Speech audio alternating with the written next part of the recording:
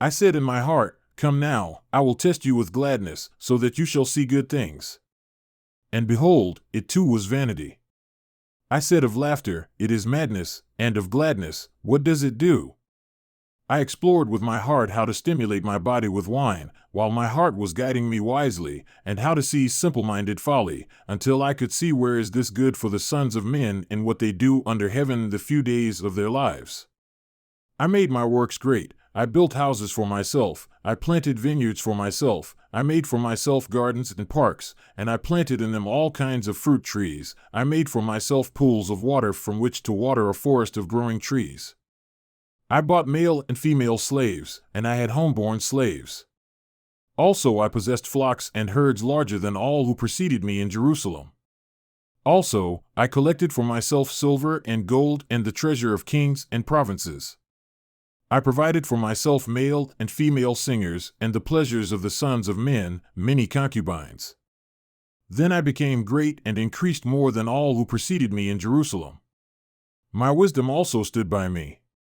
All that my eyes asked for I did not refuse them. I did not withhold my heart from any gladness, for my heart was glad because of all my labor, and this was my reward for all my labor. Thus I turned to all my works which my hands had done and the labor which I had labored to do, and behold, all was vanity and striving after wind, and there was no advantage under the sun. So I turned to see wisdom, madness, and simple-minded folly. What will the man do who will come after the king except what has already been done? And I saw that there is an advantage in wisdom over simple-minded folly, as light has an advantage over darkness. The wise man's eyes are in his head, but the fool walks in darkness. And yet I know that the fate of one becomes the fate of all of them. Then I said in my heart, As is the fate of the fool, so will my fate be also. Why then have I been extremely wise? So I said in my heart, This too is vanity. For there is no remembrance of the wise man along with the fool forever, inasmuch as in the coming days all will be forgotten. And how the wise man dies with the fool. So I hated life, for the work which had been done under the sun was grievous to me, because everything is vanity and striving after wind. Thus I hated all the fruit of my labor for which I had labored under the sun, for I must leave it to the man who will come after me.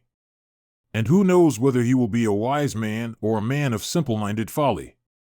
Yet he will have power over all the fruit of my labor for which I have labored and for which I have acted wisely under the sun. This too is vanity. Therefore I turned my heart to despair of all my labor for which I had labored under the sun. When there is a man who has labored with wisdom, knowledge, and skill, then he gives his portion to one who has not labored with them. This too is vanity and a great evil. For what does a man get in all his labor and in the striving of his heart with which he labors under the sun? Because all his days his endeavor is painful and vexing, even at night his heart does not lie down. This too is vanity. There is nothing better for a man than to eat and drink and have his soul see good in his labor. This also I have seen that it is from the hand of God. For who can eat and who can have enjoyment outside of him? For to a man who is good before him, he has given wisdom and knowledge and gladness, while to the sinner he has given the endeavor of gathering and collecting so that he may give to one who is good before God. This too is vanity and striving after wind.